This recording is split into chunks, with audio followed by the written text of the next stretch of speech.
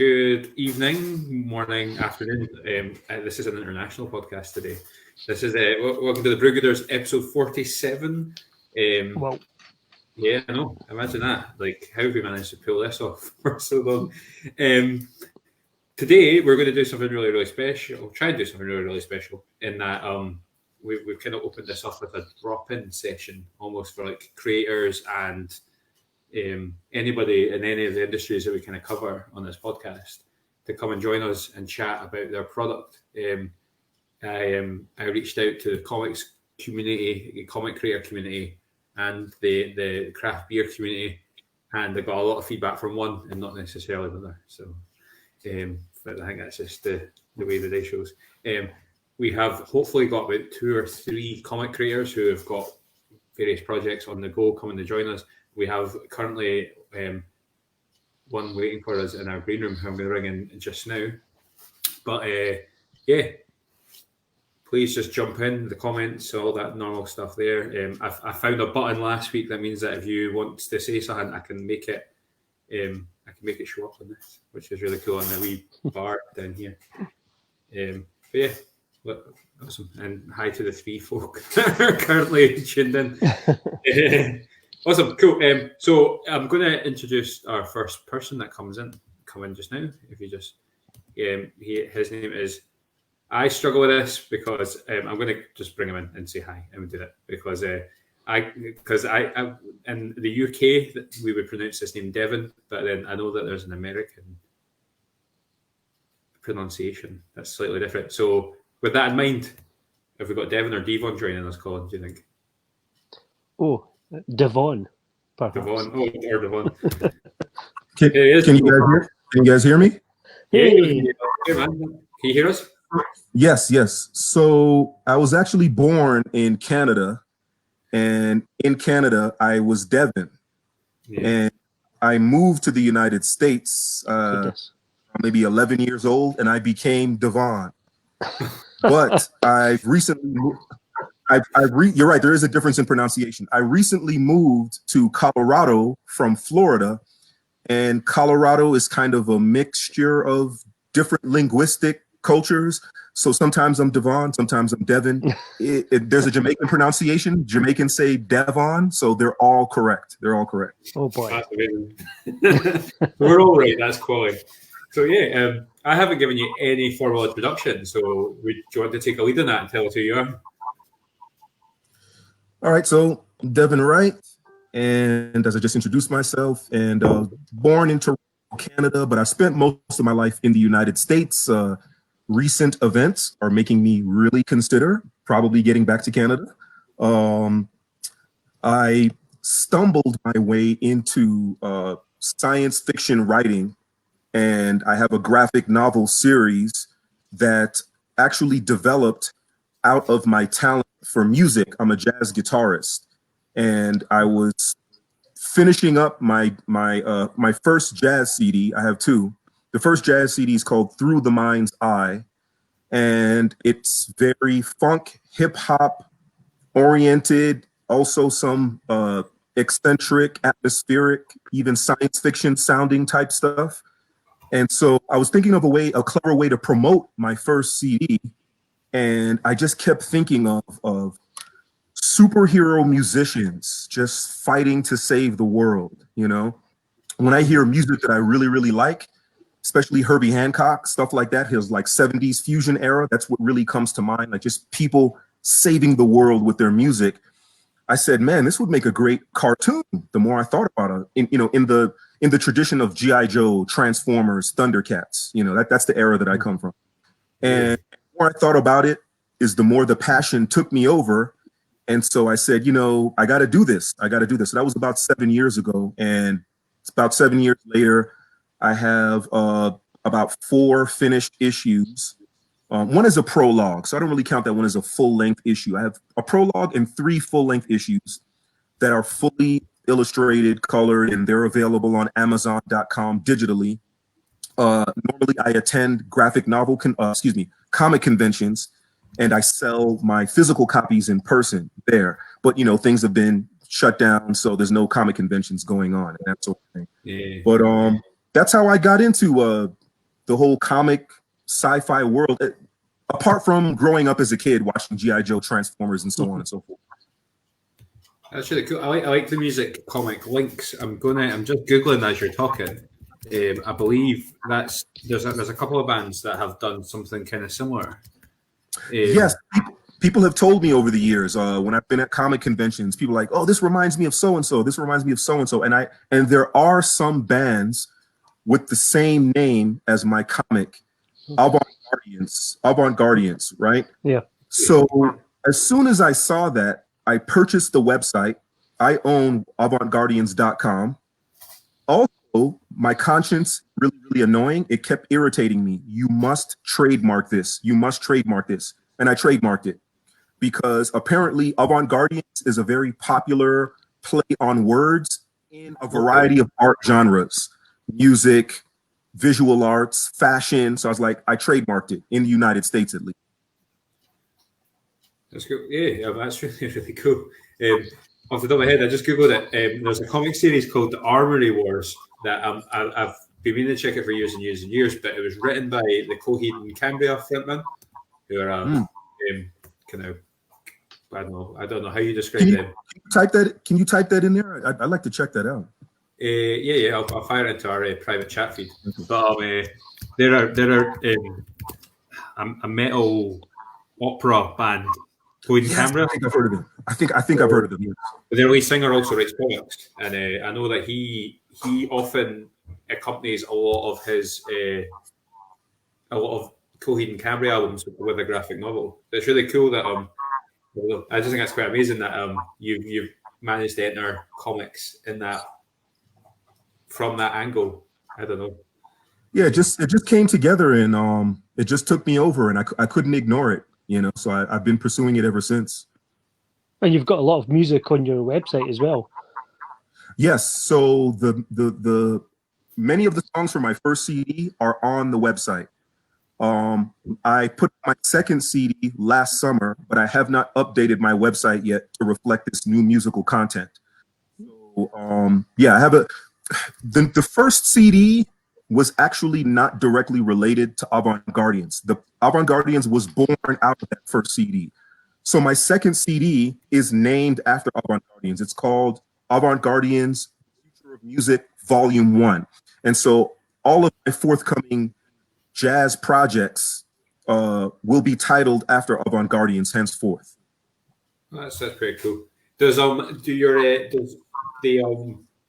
plot of the comic complement the music, or vice versa? Do you find you're writing for set pieces or anything like that? Is there a so right now, the second album, the first real album aimed at Avantguardians, yes, it's a lot more futuristic, soundtrack oriented. Like, I imagine it as an animated series, and I imagine that there will be fight scenes that require certain kinds of aggressive sounding music. I'm not quite there yet because I don't have a full regular live band to go into the studio and really work on some serious material with yet. But that's my plan for the future. Like, if I were to get a deal, Netflix, Amazon, some other platform, and it becomes an animated series, I definitely want to, work on some music in the tradition of Rush. I'm sure you guys are familiar with the rock band Rush, or the 70s fusion act Return to Forever with Chick Corea, Stanley Clarke, Al Di Meola, and I'm forgetting the drummer's name, Lenny White on drums. That type of stuff. My skills on the guitar are not quite there yet, so I'm working my way up there. But yeah, that's what I have in mind. I think you don't need to worry about being as good as the guy from Rush. I think most people will never be as good as the guy from Rush. So. Yes, I know. Yes. So in my mind, in my dreams, I aspire to. So give us a little synopsis of the plot, 'cause it involves a little bit of time travel, doesn't it? Yes. Okay. So it's set in a post-apocalyptic future, several thousand years from now, after the fall of civilization. Okay. All forms of artistic expression have been completely abolished. All forms of art, no music, no song, no dance, no poetry, all punishable by death. under alien rule. And the reason why the aliens did this is because they figured out the best way to control humanity is not necessarily through brute force, which they did. They took away all of our guns and our weapons, but we still rebelled. They took away all of our book knowledge, but we still rebelled. They figured out, with the assistance of these backstabbing humans called the collaborators, that the urge to resist, the thing that makes us humans, is our urge to create and express ourselves artistically. So once they controlled that, once they passed the abolitionary decree and instituted a series of laws identifying forms of art and punishing people with death in gladiatorial combat, they were better able to control humanity. However, there's a future prophecy that foretells of the coming of a time-traveling musical messiah. My main character is the only one from our time, from present day. He's approximately 19, 20 years old. He was like maybe in his first year in college, but got frustrated. And a series of unplanned events happen. This is explained in the prologue. He gets into an argument with his band one night. He storms out in the middle of the gig. He goes into an alley, gets into a confrontation. I don't want to give away too much. He finds a time-traveling device in the form of a 1980s style cassette deck boombox. He presses fast forward, and that's why the prologue is called Fast Forward in Time. He presses fast forward, and he arrives in that future that I just described to become the prophesied musical messiah, to lead a team of warriors called Avantguardians. However, I don't know if you guys know anything about musicians and other artists who are really, really talented. Sometimes they can be very arrogant. That's my character. So he's going to have to learn how to humble himself in order to lead this team of warriors and essentially liberate humanity through the, quote, art of war. That's the gist of it. Wow. That's really good, man. It reminds me, it's interesting that you started off talking about like there's a G.I. Joe kind of 80s vibe to it. Because obviously that whole music time travel thing has got a whole Bill and Ted vibe to it, which is amazing as well. But it's just really cool. Like it's a that sort of 80s, early 90s is something that I get a lot of motivation. That I kind of grew up in the early 90s as with parents who were like feeding me Star Wars and Indiana Jones and stuff like that. And I think that exactly that influences a lot of my stuff and my music taste as well. Like my music taste is very much to my friends who are all like rock, metal, like punk heads. Right into like Erasure and the Human League and electro pop from the 1980s. So I love that you've been able to go back to that type of time in your life and pull influence for it together. So yeah, you're saying it's me and Colin more so than me are both comic creators. So we're also finding this time of that we're all having to endure at the moment really, really challenging with regards to comic convention and being able to get your message out there. So where can people find out about you in the meantime? So I have a website, avantguardians.com. I think I see it there on the screen. Yeah. I have a Facebook fan page. Just type in Avantguardians, or I think Avantguardians movie, because that's what I'm aiming for. I'm aiming for a movie. So I think I called it Avantguardians movie. And you'll see the same image that you see on my website. You'll see a lonely figure standing atop a cliff with a guitar on his back. I have a lot of engagement on my Facebook page, but I don't post a lot of content from Avantguardians yet. It's mostly science fiction, music, pop cultural developments in, some superhero action film that's coming out. Whereas on my Instagram page, it's strictly Avantguardians imagery. It might be myself in my studio working on the next project, images from a forthcoming comic, character drawings, that sort of thing, But I would say that the main place to go is avantguardians.com. I have all of the comics on there, the links to Amazon. They're digital right now. I do have physical copies, but again, I only bring those to the shows. but there's a prologue called Fast Forward in Time. And then there are 3 full-length issues that follow. And I typically put out 1 per year, but I'm trying to put out 2 per year now. So the first full-length one is issue 1, Avantguardians, The Future of Music, The Lord of the Synth. And then the second one is Avantguardians, The Future of Music, Part 2, Dread of the Wicked Rhythms. And the third one I put out last year is Avantguardians, issue number 3, Fat Beats and Brave Hearts. And with every issue, I try to introduce a new major character. I would liken my project similarly to Marvel or to DC in that I've created an entire universe of characters who have different superpowers that fit into their musical talents. So it's kind of, I got this idea really from, again, watching Transformers or G.I. Joe or Thundercats. What all of those cartoons have in common is I describe them as concepts with permutations. What do I mean by that? They'll take a single concept and you can have many, many permutations on that concept. So where Transformers is concerned, it's alien robots that turn into vehicles or technology. And there's so many different permutations on that. Small ones, giant ones, ones that form together to form a larger robot, ones that turn into weapons.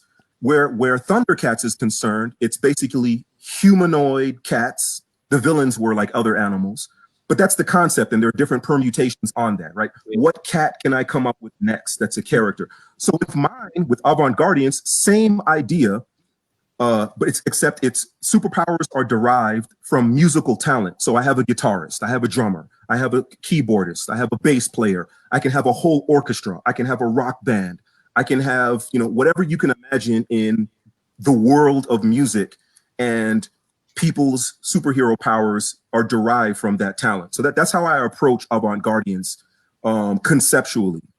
It's a shame you didn't grow up in the 80s because Hasbro would have totally given it. Oh, yeah. Like, you're right, yeah. I'd probably be like a Stan Lee right now or something like that if I'd grown up with that. I watch a lot of stuff on YouTube. Is it Toy Galaxy? There's a YouTube channel I watch where the guy goes into like an in-depth history of all these toy lines and how Hasbro would like buy a concept and then pump out toys, but then they'd also use that Saturday morning cartoon as an advertising window, basically. And that sounds like exactly like somebody could have easily like manufactured toys and comics based around your idea and just gone. Yeah, I remember. I was a kid. I remember the very first episode of Transformers in 1984. I remember the feelings I had as a kid. It actually started on Sunday morning. It wasn't a 4-day-a-week series yet, And I remember I was probably 6. I don't exactly remember how old I was, but I just remember the feelings, and I also remember the feelings I had. Didn't see the movie in the theaters, but I remember my friends telling me Optimus Prime died, and I remember how sad I felt as a kid when I found out about that. So yeah, it had a huge impression on me.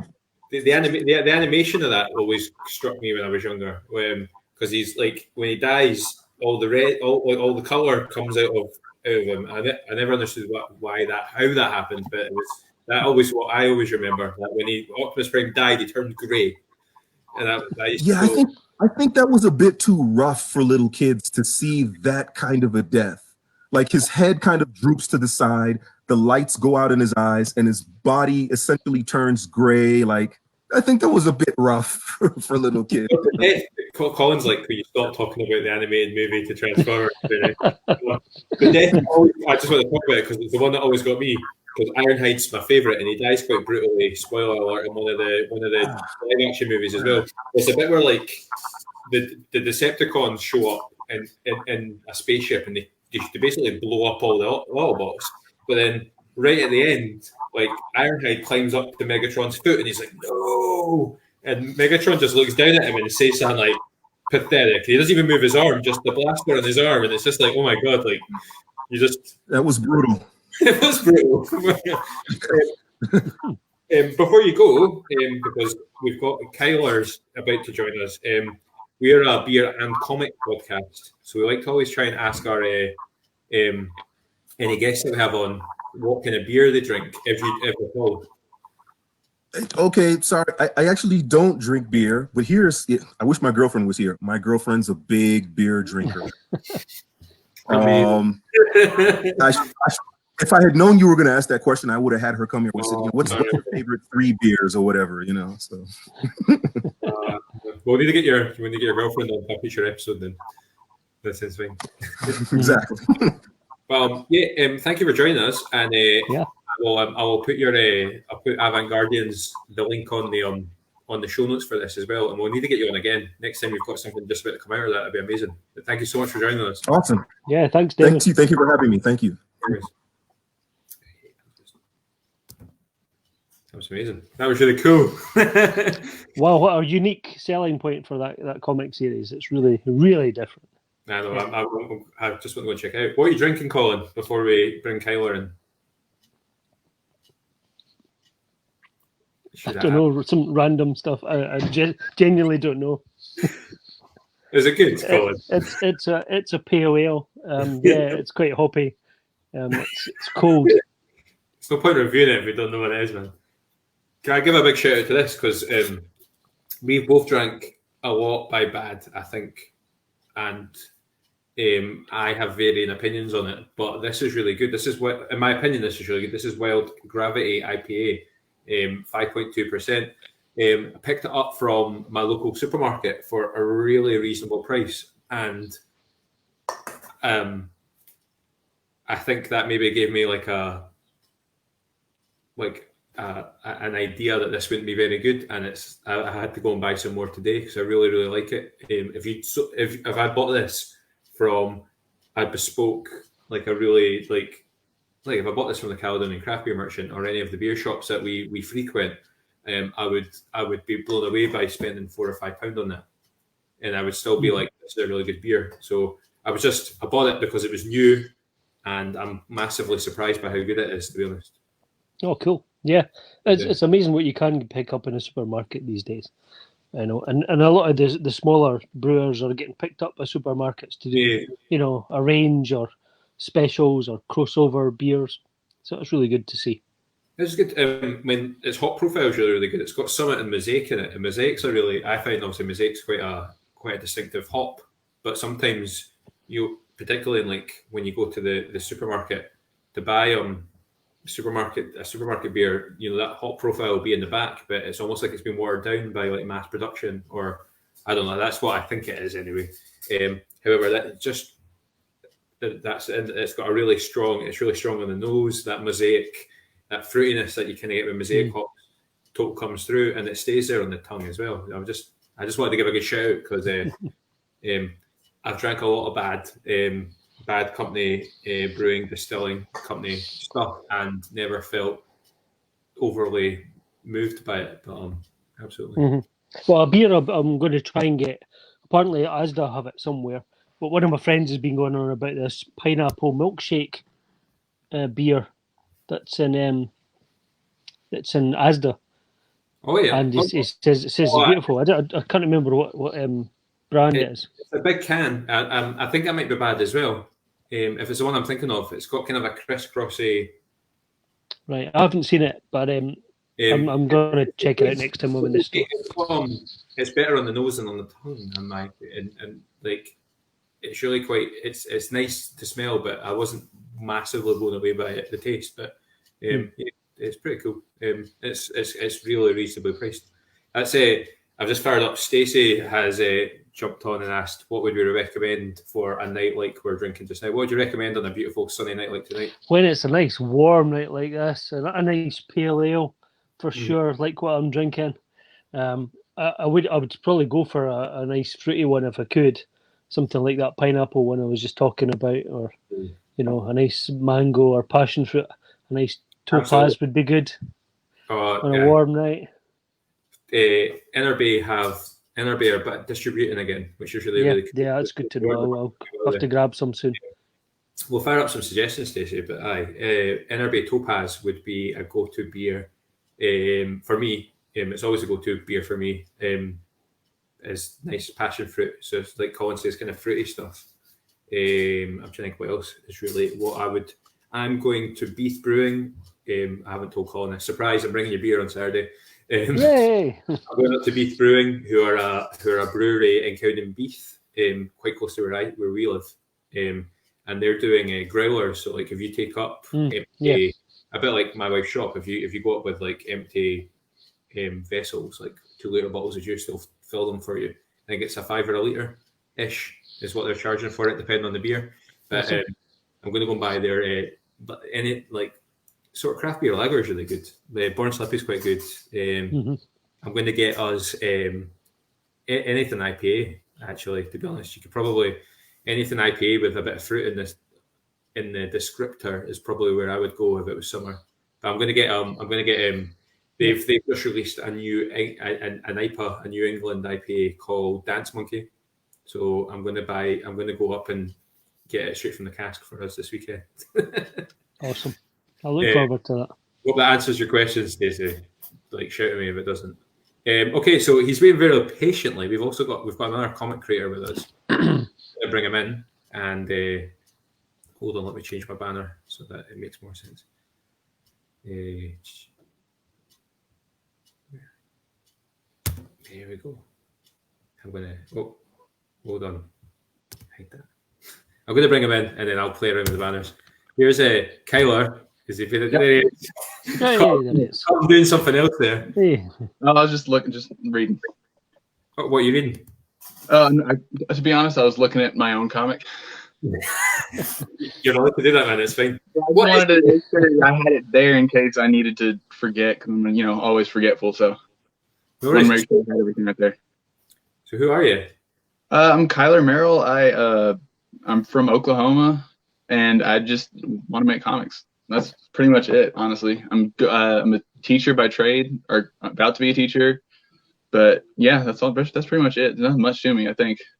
We're both teachers, man. It's totally fine. We've all got that in common. You're in the right place, There man. we go. That's awesome. What are you hoping to be teaching? Right here in Oklahoma, where I honestly want to stay in the town I went to school in, just because I got roots here and stuff. But will it be elementary, high school? Elementary, yeah, elementary. That's well cool, man. Cool. Hi. Welcome to our show. It's nice to have you with us. Thanks. Thanks for reaching out when we invited you. Can you? So yeah, you said you were looking at your comic. Do you want to give us your Comic-Con sales pitch? Yeah, it's called Pandemics and Panels. It's, I think, pretty relevant to what's going on right now. It's the theme was just, I put it out there online just for anyone who I could get involved. That it's just quarantine, disease, anything like that you want to do, as long as it has a positive tone. That was my only editorial note for anyone. As long as because my thing was, we're seeing so much, just negative stuff around us, that I wanted to at least try to, take a time where I was sitting at home doing nothing and do something creative, for one thing, make more comics, and then also to not bog everybody down with so much just everybody's seeing negative stuff all everywhere, news, TV, wherever you look. And so I just wanted to do something that wasn't negative, but that was still relevant to what's happening. That's cool. So what's the actual content of the panels then? It's 7 different stories by I think 16 people, including color artists, writers, letterers, everyone, 15 or 16. So it's 7 different stories, and each one is different. One's just about spending quality time. It's just all about that sort of thing. Right. So both me and Colin are we're both in Scotland. Mm-hmm. So yeah, I figured by the accents. Oh, sorry, spoiler alert. We kind of our understanding, or my understanding of how the USA are dealing with the pandemic, and how even different areas of the United Kingdom, which we're part of, are dealing with the pandemic, can appear quite different, particularly on various news outlets. So, what's the state of play in Oklahoma? it's it's a little contested, like it is in most of the U.S. I don't know if you guys are seeing that, but we're having people protesting, not actually in my town, but you're having plenty of people on both sides. All the people. We're actually getting close to opening. We're not 100% open back up, but we're getting there, and so that's a lot of people disagree with that. But then a lot of people are saying that infringes on their freedom. And it's just, I don't know where I'm at, honestly. I'm one of those people, I think I'm pretty moderate in most things. So I'm seeing a little bit of both sides, But actually, like you guys were saying, for as far as UK goes, we have one of our artists and I think one or two of the writers in this anthology are from the UK, or from England. So I guess technically not UK anymore. But no, we're still UK, man. It's okay. Yeah. At the moment, they're not from the U.S., so it's a little bit varied in perspectives, I think, but overall it's pretty much the same idea. Your diplomatic language is absolutely outstanding, man. Oh, thank you. I get it from my dad, I guess. So how did you get this bunch of people together? How did that all happen? Honestly, I just posted. I wouldn't say I'm active, but I don't know if you guys have heard of the Comic Jam. It's a group that they post one-page comics of different themes every week. And so I'm part of that, or I have been part of that in the past. I went on Reddit. I went on 2 or 3 different Facebook groups. I was all over the place looking for, I just put up for probably 3 or 4 per platform messages, like I don't know, spaced them out, every 2 or 3 days. But it was like, hey, any creators want to do something during this time, make something uplifting, have something positive. I gathered them all up, put it all on a Discord server, and just said, hey, and I got all the writers, said you have 2 weeks to do scripts, and then after that paired up the right artists and said, okay, here you go, now just get it to me by this date. I don't care, not that I don't care, but just I don't want to be controlling, because I don't think I know enough to be in charge of something like that. So I was just like, you guys do what you think is best, and then at the end, I had to make a couple decisions as far as covers and titles and things like that. But for the most part, I just said, hey, you guys have almost free reign just to make something good. And so. Wow, that's amazing. It all came together so quickly as well. Yeah, it was probably, I'd say 5 or 6 weeks. So a little bit over a month, I think, from the time that's from the time I, put together the server and brought everyone together to the time that I put out the comic last week. It was pretty quick. So I'm pretty proud of it, actually, because I've never done anything like this before. I have my own short comics that are all, just written and drawn by me, but this is the first time that I've put something together. And so, and actually publish something, even though it's just digital, it's still me publishing something. And I think I learned a lot. So that's superb. Yeah, it's a big step up from going from being either a writer or an artist to kind of an editor almost, and having to do all the other stuff, the marketing and the and pulling all the stuff together here.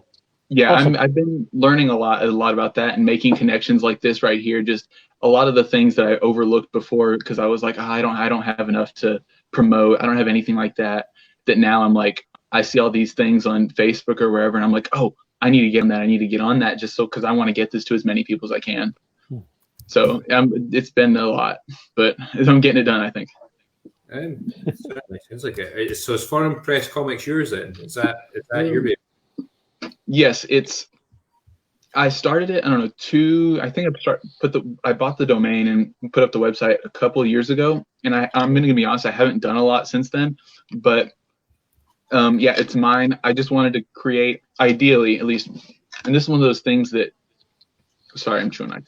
It's all at least in my mind. I want to make something like Image, but obviously not them because I'm not that big, but just something for creators to put their comics and to help them get through the process. And now that I've done something, I can kind of help a little bit. But right now I have another comic by a guy named Derek Crow and Eric Harmon. And they are on my website called Natality. So they have one And then I just got home a little bit ago and I checked my email, and I have 2 emails from 2 other creators that are planning to be a part of it as well. And so it's all creator-owned comics that I'm basically just acting as a host for. And then eventually down the line, I'll be able to help more with publishing and stuff like that. But yeah, it's just my attempt at trying to make some kind of small publisher. I don't know. Sounds like you're building an empire. Yeah, it's exciting. That's what I feel like, but I know it's not actually that, because I don't want to get too big of a head or anything, or like get too, plan too big and then let myself down. But I do think I'm trying something that's definitely out of my comfort zone, and it's definitely a big idea, I think. Do you enjoy it? Is it fun? Yeah. Yeah, it definitely is. It's cool. It's really cool to see all these different styles and to see different just techniques and the ways people are, And I mean, for obviously, as someone who thinks of themselves as an artist or a creator in general, I think that art's a good way to see that. And I guess I'm seeing that now more than ever, because as people make these comics and then they're pitching me their comic, and then then they explain it to me. Oh, this is because of what happened to me was in their life, and they explain it, and it makes sense. And it's actually pretty interesting just to see all these people's different stories and stuff like that. I forgot the question, but I hope I answered it. I don't know. I think you did. I forgot the question as well, man. It's been a long day. So, what's next? After obviously your most recent project has been relatively responsive to current events. What? Yeah. It's right now. Actually, I have like I said, I have 2 emails from people, 2 different creators. One of them, he has a lot actually done, and so the way me and him are talking, in the next 1 or 2 weeks, he'll have something online. So there'll be another comic, and I have another comic from myself personally that I'm writing and drawing. I'm probably gonna have to find the colors for it because I can't color to save my life. But called Terminal. That's it's gonna be science fiction. It's 30 pages. It's about this guy who he's on a suicide mission, and as he completes it, he's slowly reflecting on his life. But that's. And I mean, I don't want to give away too many details just because a lot of it ties in. But yeah, that's one I'm working on right now. And I have several other ideas. After I finished it, after I put it online on last Wednesday, I put it out and I was like, yes, okay, I'm ready. And I was like, all these ideas are going in my head. I'm like, I can do this. I can do this. I can do this. I'm going to do another anthology. I'm going to do this. Let's go. I was ready to go. My brain was firing on all cylinders. And I think now that slowed down a little bit, but it lit a fire in me that I didn't know it was going to. That's awesome to hear. Really is. Wow. Yeah. If somebody wanted to, where do we find out all about Foreign Press and any upcoming projects and things like that? Yeah, as it's on the screen right now. foreignpresscomics.com is where I post them all. Right, and for the comic I'm here for, the Pandemics and Panels, it's at foreignpresscomics.com/pandemics and panels, and there you can pay whatever you want. And somebody did, and I don't really mind that much, somebody paid $0 for it, and that's fine. It doesn't bother me. But you could pay $0, you can pay $10. The thing is, all the proceeds from this go to Save the Children. They have a coronavirus relief fund. And as a teacher, I felt like that was something that would, work for me, and so not work for me, but it was important to me. And so it's for Save the Children. It goes to their, and all of the proceeds are going to go directly to their coronavirus relief fund. And currently we're at about a little over $100. And so we're there. And then I'm like I said, that was the priority obviously was to get it into as many hands as possible, or, onto as many devices as possible. But the money's just icing on the cake to me. But as far as other stuff, I mean, I'm on Instagram, Facebook, Twitter, all that stuff at Foreign Press Comics. And so I post updates there whenever, like I said, my guys over with my comic Natality, whenever they publish something, I'm promoting it there. Whenever I'm promoting, I also do my own art, just, side pieces for myself, just practice and stuff like that I post on there as well. on Twitter, I'm actually tweeting a lot about. I tweet more about TV than I do comics for some reason. I don't know if that means I need to read more comics or what. Yeah, I guess I need to read a little bit more, but I tweet a lot about just TV, music, whatever. But yeah, that's pretty much. I'm everywhere online. Like I said, at Foreign Press Comics. So excellent. We'll check it out. yeah, what are thanks. you watching during the pandemic? What's your go-to TV that you're tweeting about? I don't know if I should say, but no, the last 2 days I have tweeted an inordinate amount, an insane amount that I should not be tweeting about Riverdale on the CW. Oh, that's okay, man. That's fine. It's the corniest show, and it's so dumb. But for some reason, I'm just every time a new season drops on Netflix, I binge it in 2 days, and I'm just obsessed. And like I tweeted about it, and even when one of my tweets was like, "I know I'm not the target audience for this, but I can't help it." But yeah, that, and then I don't know what else. I watched Godless, which I hadn't seen before, and actually that inspired me. I'm actually working on a Western right now as well, but that won't be out for a while because I'm still on page 6 of the script. So yeah, Godless and Riverdale are my two newest obsessions. In fairness, man, like I spend an inordinate amount of time watching programs that are probably not my target, but as a teacher, I think it's very. I work with vulnerable teenagers, and being able to fire out random knowledge about Riverdale or I don't know, whatever's Tiger King, whatever's most recent, whatever the new Netflix series is. It really, really helps. We talked about that a wee bit last week, actually, Colin, about like geek knowledge really helps with young people. Yeah, it does totally. Like I remember when I just finished my student teaching here, and for like in my class, like when I would write names on the board, like for examples, I would use like Tony Stark and like Clark Kent and stuff like that. And my kids, they loved it. They were like, "That's Superman. That's Superman's name." And I was like, "Yeah, you got it." And they were just little stuff like that to let them know like what I liked and all that stuff. They were super into it, and I was like, "Okay, great. If you guys like what I like, that's awesome."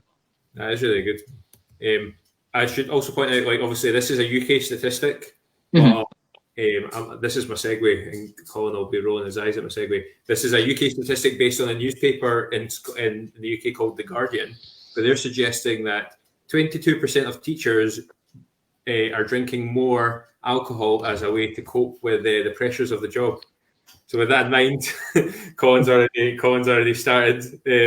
We're a beer and comics podcast. So I don't know if you drink beer, but if you do, what's your go-to? I'm not a big beer drinker. I'm not gonna lie, but if I do, every once in a while, I'll get a good craving, and I'll go buy a 6-pack of Blue Moon. Blue Moon. We've got Blue Moon over here. I think that's all right. I think you would. I don't know. It's just a Belgian wheat ale, I think, with orange peels or whatever. I don't know. That's my go-to. I don't know why. That's just what at some point along the line I got a hold of one, and I was like, that's pretty good, I guess, and so I just stuck with it. That's good. That's cool. Yeah, that is cool one. We interview quite a lot of people from all over the place. I'll every so often fire out a wee thing onto a comic creator website asking for, or a Facebook group asking for anybody that wants to jump in. And I love asking people from the other side of the Atlantic, like, what they drink, because some of the answers you get back is absolutely phenomenal. And I interviewed a guy, Alex DeLuca from California, and we talked for about 15 minutes about stout, which was not what I was expecting in the interview. So it was really, really cool. Thank you so much for joining us. Absolutely. Thank you for having me. Well, Nick, when your Westerns finish, we'll need to get you back on, so please stay in touch. Yeah, absolutely. Thanks, man. All right. Cheers. I believe that's us done, Colin, in terms of guests. I've been watching the Facebook feed that we've got for this wee group, and we did have one more person going to join us, but he's from Florida, and currently there's a storm in Florida. Oh. So I'm hoping that Isaac will join us next week, if that's cool. Do you have anything you want to chat about before we go? Have you been reading anything yourself this week? Have you read anything? Have you read anything interesting? Oh, everything I read is interesting to some extent. Okay. I'll show you this, which is quite cool. So you know that I'm a big Commando fan, but Yeah. so they've got these Dunkirk, being the anniversary of Dunkirk, issues out just now, which have a kind of a joining cover, which is quite cool, and both stories written by the same person. Yeah. Yeah, and there's the same characters appear in both stories. In fact, it's kind of their stories cross over, which is really unusual, really different kind of way of doing the story. But yeah, I thought it was a really, really cool one. So the writer's Andrew Knighton, Keith Burns is the cover artist, and the interior art, Morhaime and DeFeo, one of the current teams working on interior art. So yeah, an unusual little kind of couple of comics that are linked and out at the same time. So there you go. That's very cool. I'm trying today. I'm reading. I've just managed to get it up on my homework. I'm going to try something. I've been playing it, as you've probably been aware, Colin. I've been playing around with the stuff that I've been doing. Let me see if I can do it while I'm talking to you. Okay, I'm intrigued. You're going to share something on the screen? Is that what you're going to do? Aye. Okay, so with that in mind. Okay, this is what I'm seeing just now. But I've been reading this. Can you see that? Red Border. Red Border. So I got this just before lockdown. AWA, yeah, this new comic publisher who have signed up John Lees. Is that right? Yeah, he's John Lees. We've reviewed his Sync comics before. His newest story, Hotel, is on AWA Upshot. Yeah, that's amazing. So yeah, I would totally recommend this. I'm assuming they're going for. I've not, to be honest, looked into AWA too much to work out how they're pulling things together. But I mean, this is so Jason Starr, Will Conrad, and Ivan Nunes. It's a 4-part short series. Yeah, there's some of sorry, I should have probably, we are an relatively adult podcast, but this is issue 1 is about a young couple who are involved in a cartel shootout, and let me just unshare. How do I do that? Stop. So I should. We should be back. Is that right? We should be back to what we're looking at now. What do you see on your screen? I just see us. Yeah, that's cool. That's good. That's what I wanted to see. No, it's about a young couple who are involved in a cartel shooting and are able to escape quite a violent assault on their home, and realise that their cartel will follow them until they're dead because they know too much. So they spoke out about the cartel, so they decide to try and cross the border into the US.